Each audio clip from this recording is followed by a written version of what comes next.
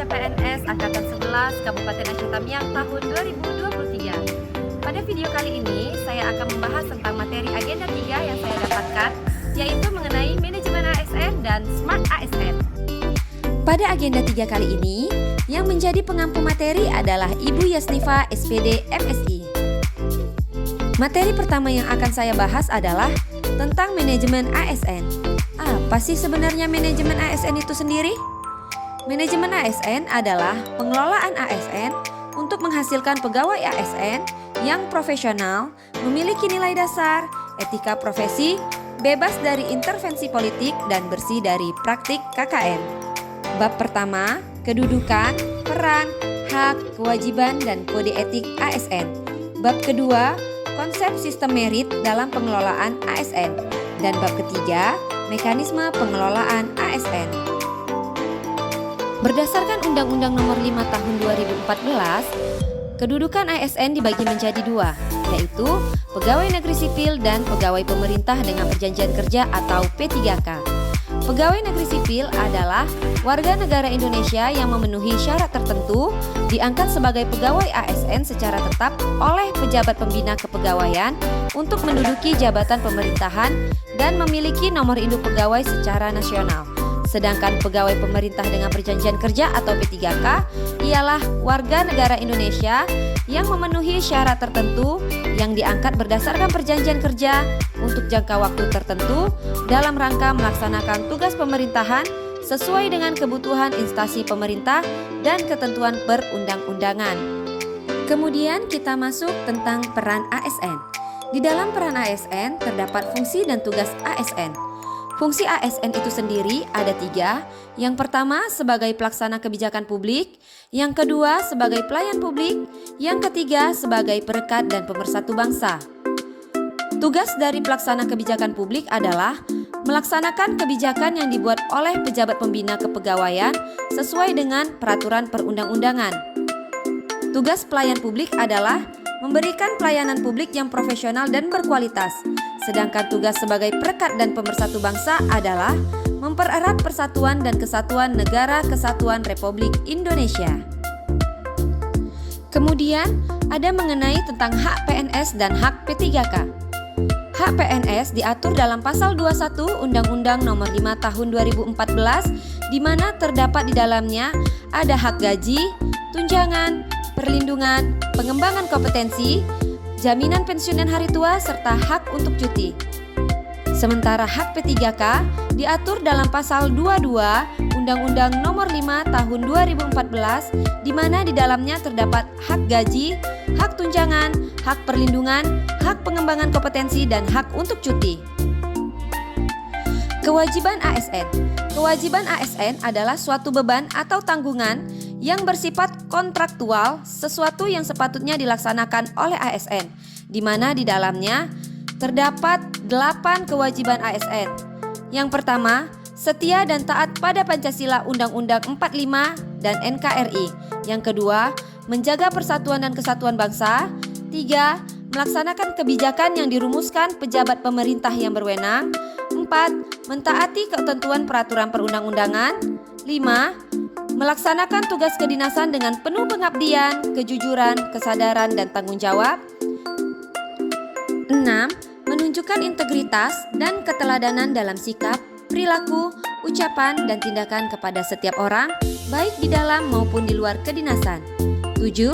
Menyimpan rahasia jabatan dan hanya dapat mengemukakan rahasia jabatan sesuai dengan ketentuan peraturan perundang-undangan. Dan yang terakhir, bersedia ditempatkan di seluruh wilayah Negara Kesatuan Republik Indonesia.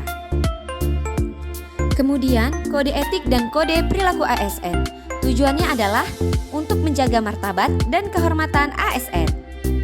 Kode etik dan kode perilaku ASN yaitu 1. Melaksanakan tugasnya dengan jujur, bertanggung jawab, dan berintegritas tinggi.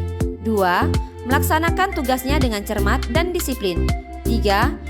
Melayani dengan sikap hormat, santun, dan tanpa tekanan.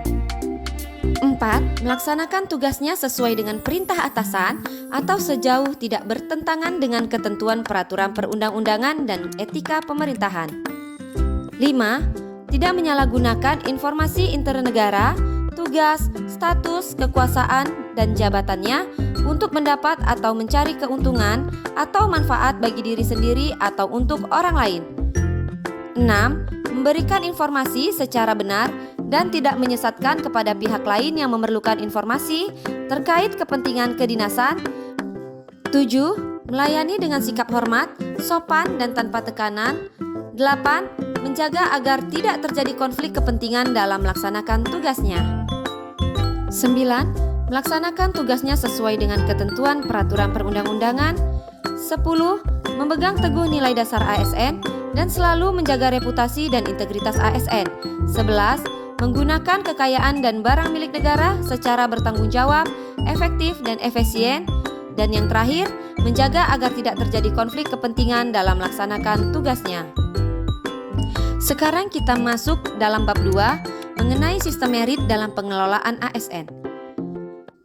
Sesuai pasal 1 Undang-Undang ASN tentang ketentuan umum, sistem merit adalah kebijakan dan manajemen ASN yang berdasarkan pada kualifikasi, kompetensi, dan kinerja secara adil dan wajar dengan tanpa membedakan latar belakang politik, ras, warna kulit, agama, asal-usul, jenis kelamin, status pernikahan, umur, atau kondisi kecatatan. Kelembagaan dan jaminan sistem merit dalam pengelolaan ASN. Yang pertama ada Komisi ASN, yaitu mempunyai kewenangan untuk melakukan monitoring evaluasi pelaksanaan kebijakan dan manajemen ASN. Kemudian Kemenpan RB, yaitu memberikan bimbingan pertimbangan pada proses penindakan pejabat yang berwenang dan pejabat pembina kepegawaian atas penyimpangan pelaksanaan sistem merit dalam pengelolaan ASN. Ada 11 mengenai manajemen PNS. Yang pertama, penyusunan dan penetapan kebutuhan. Kedua, pengadaan. Ketiga, pangkat dan jabatan. Keempat, pengembangan karir, pola karir. Kelima, promosi. 6, mutasi. 7, penilaian kinerja. 8, penggajian dan tunjangan. 9, penghargaan dan perlindungan. 10, jaminan pensiun dan jaminan hari tua. 11, disiplin. Manajemen P3K meliputi penetapan kebutuhan, pengadaan, penilaian kinerja, penggajian, dan pengembangan kompetensi, pemberian penghargaan, disiplin, pemutusan hubungan perjanjian kerja, dan perlindungan. Organisasi Pegawai ASN berhimpun dalam wadah Korps Profesi Pegawai ASN Republik Indonesia.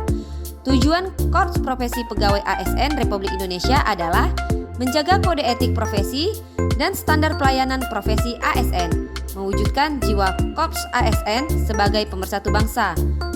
Fungsinya adalah pembinaan dan pengembangan profesi ASN, memberikan perlindungan hukum dan advokasi kepada anggota Korps Profesi ASN, memberikan rekomendasi kepada Majelis Kode Etik Instansi Pemerintah terhadap pelanggaran kode etik profesi dan kode etik perilaku profesi, menyelenggarakan usaha untuk peningkatan kesejahteraan anggota profesi ASN. Baiklah, sekarang kita masuk ke materi 2, yaitu tentang Smart ASN.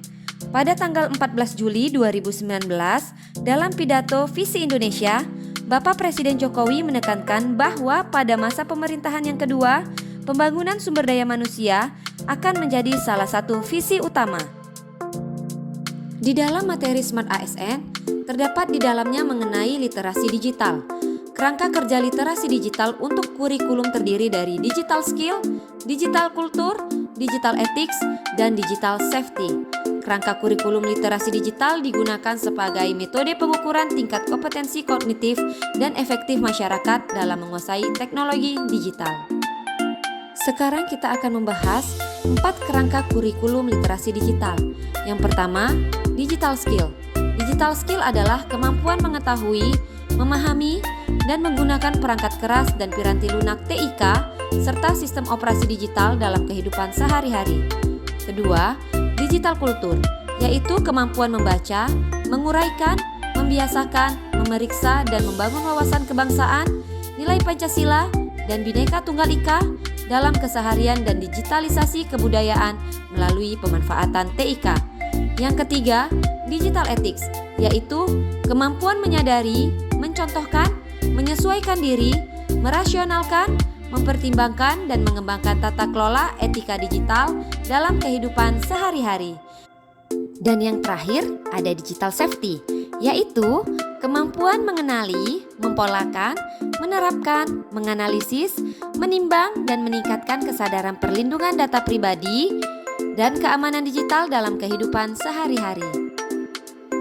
Kompetensi keamanan digital merupakan kecakapan individual yang bersifat formal dan mau tidak mau bersentuhan dengan aspek hukum positif. Secara individual, terdapat 3 area kecakapan keamanan digital yang wajib dimiliki oleh pengguna media digital. Apa saja sih kecakapan digital tersebut? Yang pertama, ada kognitif, memahami berbagai konsep dan mekanisme proteksi baik terhadap perangkat digital, lunak maupun keras, terhadap identitas digital dan data diri. Yang kedua, afektif, yaitu empati agar pengguna media digital punya kesadaran bahwa keamanan digital bukan sekedar tentang perlindungan perangkat digital sendiri dan data diri sendiri, melainkan juga menjaga keamanan pengguna lain sehingga tercipta sistem keamanan yang kuat. Dan yang ketiga, konatif atau behavioral, yaitu langkah-langkah praktis untuk melakukan perlindungan identitas digital dan data diri. Demikianlah pemaparan saya mengenai materi agenda 3 tentang manajemen ASN dan Smart ASN. Semoga dapat diambil pembelajarannya untuk kita semua dan saya ucapkan terima kasih. Assalamualaikum warahmatullahi wabarakatuh.